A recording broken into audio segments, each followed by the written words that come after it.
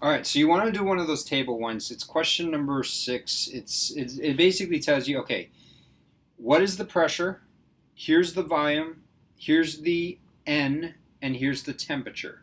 Got it? Yeah. Okay, here's what I want you to write down. Okay. Pervnert. Perfect. When I said pervnert, you actually didn't write PERVERNERT. Yeah. You wrote PV equals nRT, right? Yeah. All right. So PV equals nRT. We have the volume, we have the N, we have the R, and we have the T. All we really need is the P. Where's the R? Oh, the R is just. The R is always the same. The R is 0.08206 atmosphere liters per Kelvin mole. Yes. Yeah. Okay? So solve for P. Okay, so P. So divide all of that by V, so it's nRT. Yeah, P equals nRT over V. Okay, yeah. So then Right? N is 10.5 Yeah, times R, which is 0.8, which is 0.08206. which is point. Do me a favor. Write this down on your paper. Okay? Write exactly what I'm about to say. Write down 10.5 moles. Okay. Okay? Times, so put a parentheses. Yeah.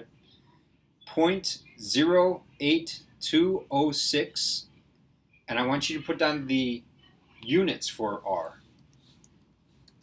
The units are ATM, as in atmospheres, times liters, so the ATM liters is in the numerator, and then the denominator of the units is K mole. Okay. So it's atmosphere liters per Kelvin mole. Yeah. Got it?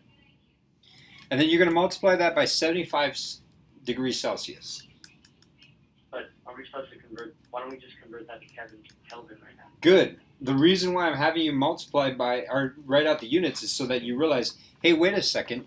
If I multiply these things together, the 75 degrees Celsius doesn't cancel out with the Kelvin that is in the units of the R on the bottom. So the point that I was trying to make when I had you write it out is to show you that, hey, you need to first convert this 75 degrees Celsius into Kelvin, Okay. or else the whole thing will break down. All right, so it's plus 200 and what was it? 273.15. 273.45. Okay. So that. So instead of writing 75, you're writing down what? So that's plus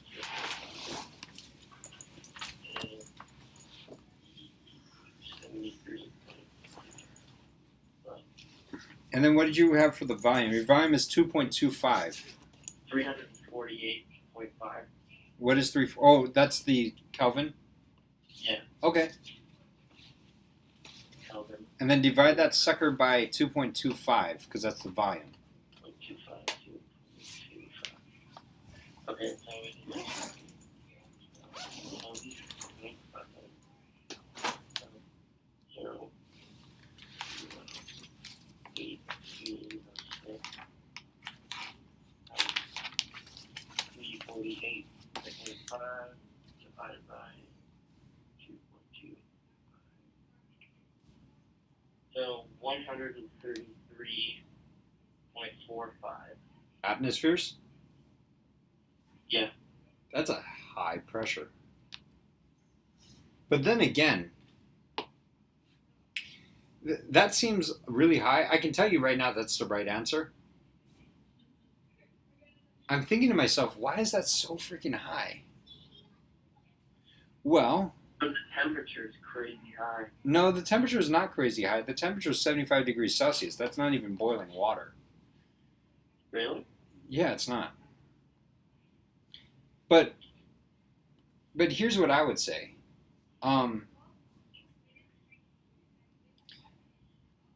Do me a favor. Multiply 0.08206 multiply R times T for me. So 0.08206 times what? Times, what is it, 340 whatever? 348.5. Yeah, just multiply those two numbers together.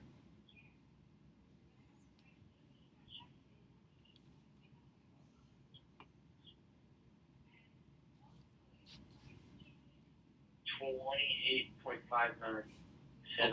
Okay. So actually, what I did in my head was I actually solved. I did PV equals nRT, and I solved for V. And apparently, if you had 1 mole of gas, it would take up 28 liters. All right. If you have 1 mole of gas, it would take up 28 liters of volume. Basically, 1 mole of this gas would fill up 28 liters, a 28 liter beach ball, right? And so the reason why I'm thinking that the reason why the pressure is so high is because you're trying to fit 10.5 moles of gas into 2.25 liters. Oh yeah. That would skyrocket your pressure pretty high because it doesn't fit. Yeah. So that's what my thoughts are for that one. Okay, so 100. All right. Actually, I can tell you right now that's the right answer. But I mean, as far as like getting an idea of what that is, yeah, I think 1 mole of gas fills up a beach ball, a large beach ball. And 2 point. Audrey, did you understand number 1, like what it was asking?